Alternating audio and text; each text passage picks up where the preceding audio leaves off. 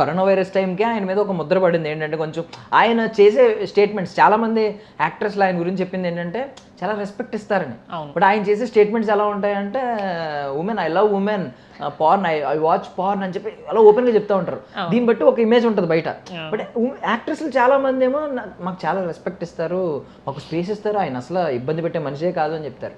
అయ్యో అట్లా అంటే నేను యాక్చువల్లీ సార్ దగ్గర నుంచి నాకు కాల్ వచ్చినప్పుడు, సార్ వాళ్ళ ఆఫీస్ నుంచి నాకు ఫస్ట్ కాల్ వచ్చినప్పుడు, నేను బేసిక్లీ అప్పటికి చాలా ఇంటర్వ్యూస్ ఇదంతా చూసాను. ఆబ్వియస్లీ ఇండస్ట్రీ వచ్చాము ఎవ్రీబడి విల్ నో ఆర్జీవి. ఇండస్ట్రీలో ఉన్నా, బయట ఉన్నా, ఎక్కడున్నా.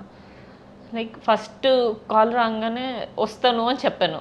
అప్పుడు లాక్డౌన్ నడుస్తుంది, వస్తాను అని చెప్పాను. బట్ స్టిల్ ధైర్యం రాలేదు వెళ్ళడానికి. ఎందుకంటే సరే ఆబ్వియస్లీ మనకి ఇంటర్వ్యూస్లో చూసినవన్నీ ఇట్ మేక్స్ యూకి అవసరం ఇప్పుడు వెళ్ళను అనేది వస్తుంది. బట్ దెన్ అప్పుడు కూడా రిస్క్ చేయకపోతే ఎలా అని చెప్పేసి నాకు ఆల్రెడీ రైటర్ కళ్యాణ్ గారు రిఫర్ చేశారు. నాకు ఆల్రెడీ కొంచెం రోల్ గ్లిమ్స్ ఇచ్చారు అనమాట.